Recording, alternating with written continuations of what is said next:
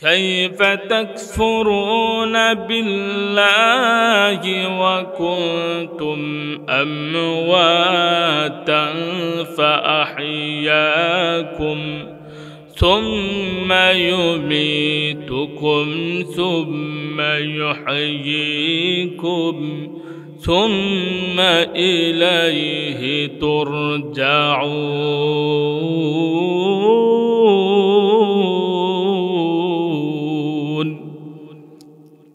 আল্লাহ রাব্বুল আলামিন বলেন, পৃথিবীর মানুষেরা রে, তোমরা এক সময় ছিলে মৃত, তোমাদের কোনো অস্তিত্ব ছিল না।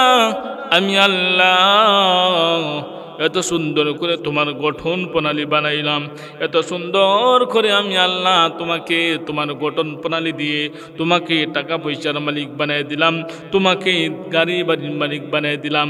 এই গাড়ি বাড়ির মালিক হওয়ার পরে, সম্পদ হওয়ার পরে তোমরা কেমন করে আমি আল্লাহর নাফরমানি করো? এ বান্দা, এই পৃথিবী তাকার জায়গা নয়। আল্লাহ বলেন, বান্দারে বান্দিরে শোন, এই পৃথিবী থেকে তোমাকে যদি একদিন কিন্তু আসতে হবে, কারণ এই পৃথিবী তোমার যেমন থাকার জায়গা নয়, এই পৃথিবীটা অস্তিত্ব থাকবে না। আল্লাহ রাব্বুল আলামিন আরেক সূরা বলেন, ইযাস সামাউ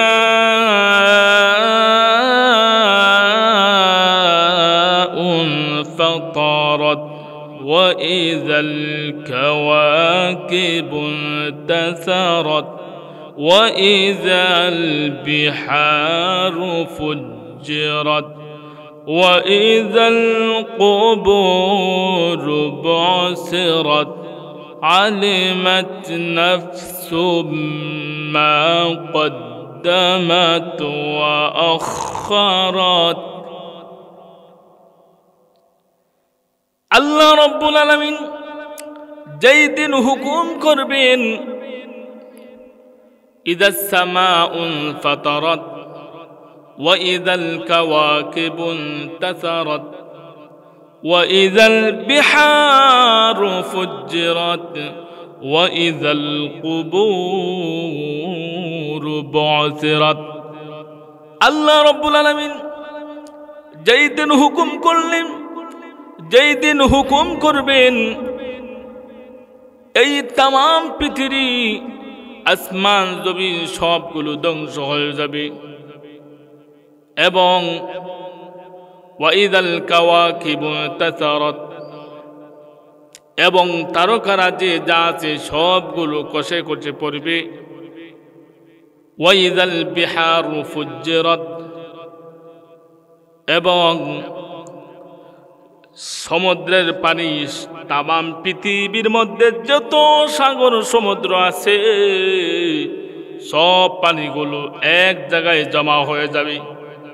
শুধু তাই নয়, কিতাবের মধ্যে উল্লেখ করা হয়েছে, তাফসীরকরা উল্লেখ করেছেন, এই পানি জমা হওয়ার পরে পশ্চিমা দিকে একটা হাওয়া আসবে। আল্লাহ রাব্বুল আলামিন কুদরতি হাওয়া দিবেন।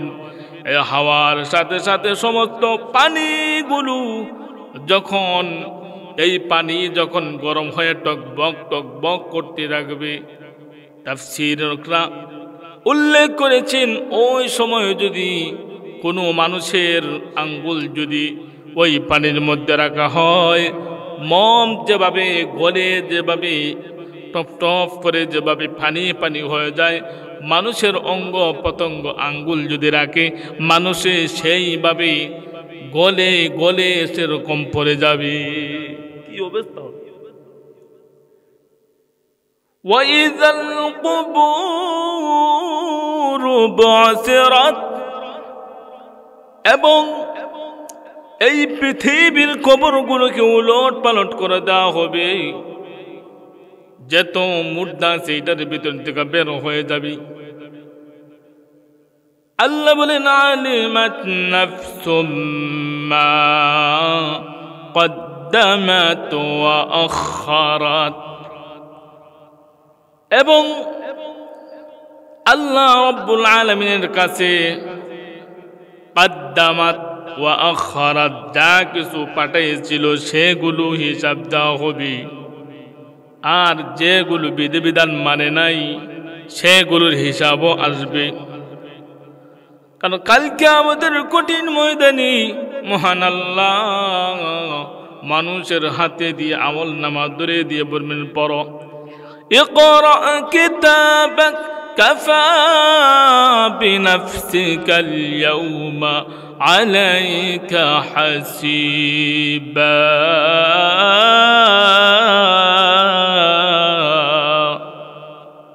আল্লাহ বলেন, ইকরা কিতাবাক, পড়ো, তোমার আমল নামাগুলো পড়ো, যেগুলো করেছো।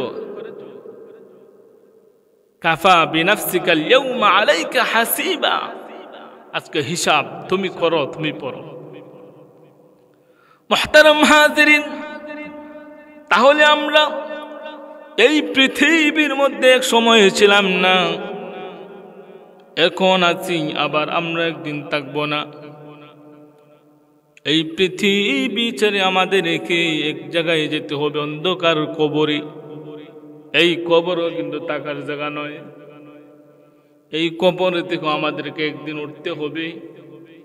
এই কবর থেকে উঠে আমাকে হাসরের ময়দানে, কাল কিয়ামতের কঠিন ময়দানে আপনি আমাকে উঠতে হবে, সেখানে দাঁড়াতে হবে, এবং দাঁড়াইয়া দাঁড়াইয়া আল্লাহর কাছে আপনি আমার হিসাব দিতে হবে।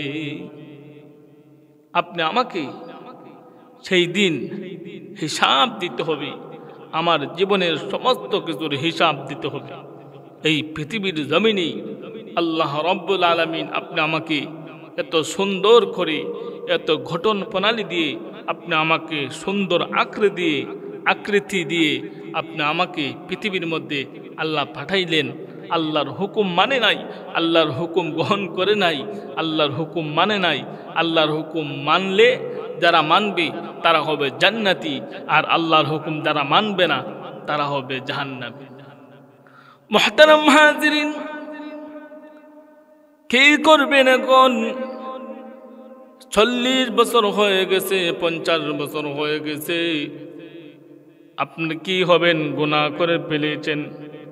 আল্লাহ রব্বুল আলামিনের বান্দারে, নৈরাশ হওয়ার কোনো কারণ নাই, নৈরাশ হয় না। লা তাকনাতু মির রাহমাতিল্লাহ, ইন্নাল্লাহা ইয়াগফিরুয যুনুবা জামিআ, ইন্নাহু হুয়াল গফুরুর রহিম।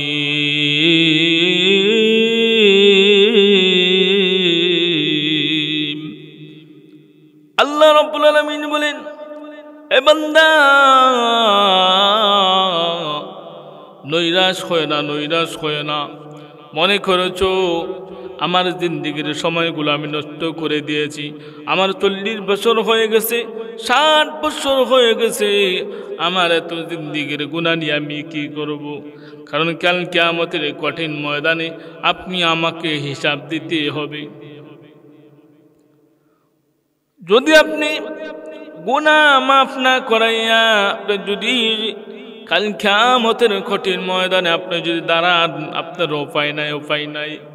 কারণ পৃথিবীর মধ্যে সুদে ঘুষে আপনি আদালত প্রাঙ্গণে আপনার পার পাওয়া যায়, কিন্তু কাল কিয়ামতের কঠিন ময়দানে সুদ ঘুষ দিয়ে কোনো ফায়দা কোনো হবে না, এবং পার পাওয়া যাবে না, সুদ ঘুষের জিনিসই থাকবে না।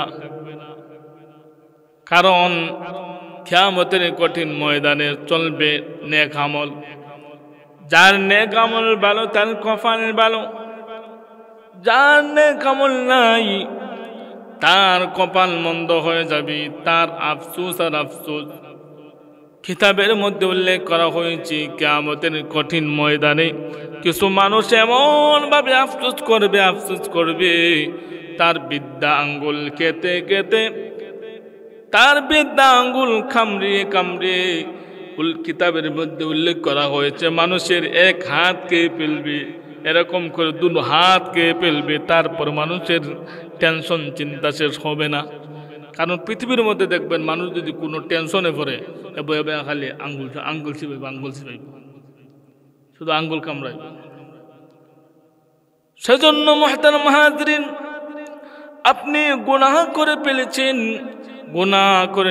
অন্যায় করেছেন। আল্লাহ বলেন লা তাকুনাতু মির রাহমাতিল্লাহ, বান্দারে নৈরাশ হয় না। তোমার 40 বছরের গুনাহ আমি আল্লাহর কাছে চাওয়ার মতো চাইতে পারো, মুহূর্তে করে দিব ক্ষমা।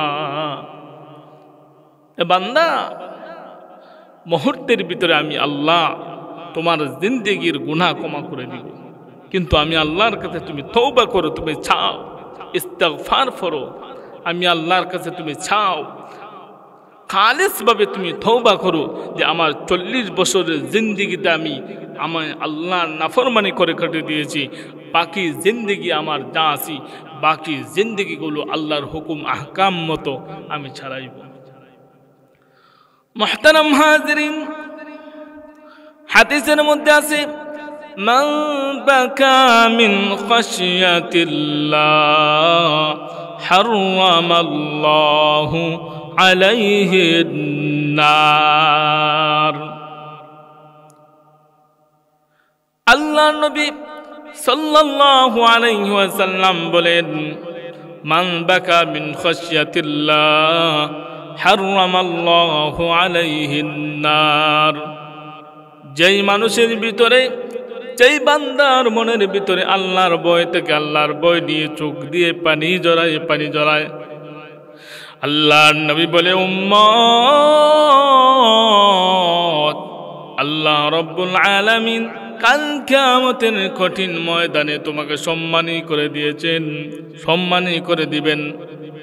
মান বাকা মিন খাশিয়াতিল্লাহ হারামাল্লাহু আলাইহি নার। এই মানুষের চোখের পানি দ্বারা মহান আল্লাহ কাল কিয়ামতের কঠিন ময়দানে জাহান্নামের আগুনকে নিয়ে নিভিয়ে দিবেন। মুহতারাম হাজরিন, কেননা কাল কিয়ামতের কঠিন ময়দানে আপনি আমার হিসাব দিতে হবে, আপনি আমার সময়ের হিসাব দিতে হবে, আপনি আমার জিন্দেগির হিসাব দিতে হবে। কাল কিয়ামতের কঠিন ময়দানে মানুষ যখন সবাই একত্রিত হবে, আল্লাহ রব্বুল আলামিন ফেরেশতাদেরকে বলবেন, ফেরেশতারা যাও গিয়ে জাহান্নামকে এই মাঠের মধ্যে নিয়ে আসো। জাহান্নামকে যখন মাঠের মধ্যে নিয়ে আসা হবে, জাহান্নাম রাগান্বিত হয়ে থাকবে, কারণ জাহান্নাম শুধু ছাবি আল্লাহ আমাকে খাবার দেন। জাহান্নাম যখন কিয়ামতের কঠিন ময়দানে আসবে, হাসরের ময়দানে জাহান্নাম এসে বড় বড় হুঙ্কার দিবে আর বলবে, আল্লাহ আপনি না বলেছিলেন মানুষ আমার খাবার, পাথর আমার খাবার, ওগো প্রভু আমার খাবার আমাকে দেন। জাহান্নাম তর্জন গর্জন দিবে। জাহান্নাম যখন তর্জন গর্জন দিবে, জাহান্নাম এরকম তর্জন গর্জন রাগান্বিত হয়ে যাবে। জাহান্নাম বলতে থাকবে, প্রভু গো আপনি না বলেছিলেন পৃথিবীর মানুষগুলো আর পাথরগুলো আমার খাবার, আমার কেদা আমাকে ছেড়ে দেন। ফেরেশতাদেরকে বলে আমাকে ছেড়ে দিতে, আমি ওই মানুষকে খেয়ে ফেলি। আল্লাহ রব্বুল আলামিন যখন ওই জাহান্নাম খেয়ে বলবেন থামো, কিন্তু জাহান্নাম তখন থামবে না। এক সময় জাহান্নাম ফেরেশতাদের হাত থেকে জাহান্নাম ছুটে আসবে। যখন সামনের দিকে আসবে, যেই মাত্র জাহান্নাম মানুষের সামনে, মানুষের উপরে আক্রমণ করতে যাবে, মহান আল্লাহ তখন স্বামী আল্লাহর একটু কুদরতি পানি যখন জাহান্নামের মধ্যে ঢেলে দিবেন, জাহান্নাম সাথে সাথে পিছনে চলে যাবে। সুবহানাল্লাহ। মুহতারাম হাজরিন, আল্লাহর নবী তখন সময় বলেন, প্রভু গো এটা কেমন পানি, এটা কি জমজমের পানি নাকি? যেই পানি আপনি জাহান্নাম এত রাগান্বিত হয়ে গেল, জাহান্নাম এত তর্জন গর্জন দিতে থাকলো, জাহান্নাম সামনের দিকে মানুষের উপর, আমার উম্মতের উপর আক্রমণ করতে আসলো, আর আপনি পানি ঢেলে দিলেন। পানি ঢেলে দেওয়ার সাথে সাথে জাহান্নাম শান্তশিষ্ট হয়ে গেল, পিছনে চলে গেল। এটা কি হাউজে কাউসারের পানি নাকি জমজমের পানি? আল্লাহ রাব্বুল আলামিন বলেন, হাবিব গো, জাহান্নামের যে পানি ঢেলে দিয়েছি এই পানি কোনো জমজমের পানি না। আল্লাহ বলে, প্রভু তাহলে হাউজে কাউসারের পানি নাকি? আল্লাহ রাব্বুল আলামিন বলে, ওগো আমার হাবিব, না না, এটা হাউজে কাউসারের পানিও না। আল্লাহ নবী বলেন, ওগো প্রভু, জমজমের পানিও না, হাউজে কাউসারের পানিও না, এমন কি পানি দিলেন গো প্রভু, যেই পানি দেওয়ার সাথে সাথে এত আগে জাহান্নাম ছিল, এই জাহান্নাম শান্ত শিষ্ট হয়ে পিছনে চলে গেল। আল্লাহ রাব্বুল আলামিন বলেন, হাবিব গো, এটা কোনো সাধারণ পানি নয়। পৃথিবীর মধ্যে না ঘুমাইয়া আমার যে বান্দা বান্দি, গুনাহগার বান্দা বান্দি চোখের পানি ছেড়ে ছেড়ে আমি আল্লাহর কাছে যখন কান্নাকাটি করতো, আমি আল্লাহ তাদেরকে ক্ষমা করে দিয়ে তাদের সেই পানিগুলো আমি কুদরতিভাবে হেফাজত করে রেখে দিয়েছি। আর ওই পানি আজ আমি হাসরের ময়দানে জাহান্নামের উপরে আমি ঢেলে দিয়েছি। সুবহানাল্লাহ। মুহতারাম হাজিরিন, তাহলেই আমাদের চোখের পানিরও দাম আছে, চোখের পানির দাম আছে। আপনি গুনাহ করে ফেলেছেন, আপনি যদি মহান আল্লাহর কাছে যদি আপনি সুন্দর করে চাইতে পারেন, আপনার জিন্দেগির গুনাহ আল্লাহ মুহূর্তে করে দিবেন ক্ষমা। সেজন্য মুহতারাম হাজিরিন, গুনাহ করে ফেলেছি, নৈরাশ হওয়ার কোনো কারণ নাই। মহান আল্লাহ বলেন, লা তাকুনাতু মির রাহমাতিল্লাহ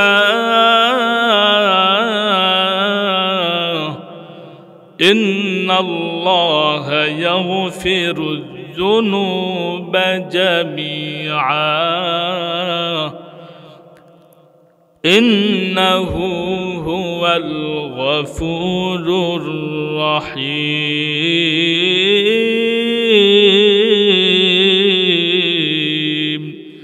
আল্লাহ রাব্বুল আলামিন বলেন, তামাম পৃথিবীর মানুষেরা শুনো, নৈরাশ হওয়ার কোনো কারণ নাই। ও গুনাহগার বান্দা, ও গুনাহগার বান্দি, নৈরাশ হওয়ার কোনো কারণ নাই। আমি আল্লাহর কাছে যাও, তুমি যত বড় জুলুমি হও না কেন, যত বড় পাপিষ্ঠ হও না কেন, তুমি যত বড় গুনাহগার হও না কেন, আমি আল্লাহর কাছে যদি সুন্দরভাবে চাইতে পারো, আমি আল্লাহ তোমার 40 বছরের গুনাহ মুহূর্তে করে দেব আমি আল্লাহ ক্ষমা। মুহতারাম হাজিরিন, আল্লাহ রাব্বুল আলামিন শুধু ক্ষমা করবেন তাই নয়, কিতাবের মধ্যে উল্লেখ করা হয়েছে, মানুষের গুনাহগুলো যদি এমন পাহাড় পরিমাণ হয়, মহান আল্লাহ আল্লাহর কাছে চাওয়ার কারণে, তার পানি, চোখের পানি ছেড়ে দেওয়ার কারণে মহান আল্লাহ এত খুশি হবেন, এত খুশি হবেন, তার যেই গুনাহ ছিল পাহাড় পরিমাণ, সেই গুনাহকে মহান আল্লাহ নেকি দ্বারা পরিবর্তন করে দিবেন। সুবহানাল্লাহ। সেজন্য মুহতারাম হাজিরিন, আপনি আমি নৈরাশ হওয়া যাবে না, যেহেতু গুনাহ করে ফেলেছি মাপ পাবো কিনা, না না, এই নৈরাশ হওয়া যাবে না। লা তাকুনাতু মির রাহমাতিল্লাহ, আল্লাহর রহমতের আশা সবসময় করতে হবে, আল্লাহর রহমতের দিকে আমাকে দাবিতে থাকতে হবে, আল্লাহর রহমতের আশায় আশায় থাকতে হবে। সেজন্য সর্বসময় চাইব কার কাছে?